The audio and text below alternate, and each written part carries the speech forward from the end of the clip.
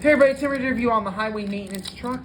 This is a Matchbox. It says road on the sides here. This car is in somewhat okay condition. It is a little bit chipped. And luckily, it still has its snow plow. I find a lot of these without the snow plow. It has a highway symbol here. It's got Made in China, Matchbox International Limited. Highway maintenance truck. So it's really, really nice. I really like this model a lot. It's got a black back on it. It's got a siren here. So it looks like something you would see in the snow, like definitely during a snowstorm. And there's definitely other versions of this model that have been made. This isn't the only version of the highway maintenance truck that has been made. There's definitely other versions of this model, but this one's like a 90s version.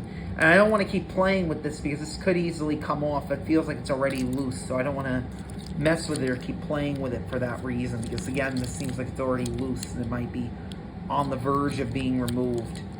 The highway maintenance truck, though, is a nice model. I really like it a lot. It's one of my favorite Matchboxes, actually. And I definitely plan to get more. And that's going to be my review today of the highway maintenance truck. Thank you. Have a good day.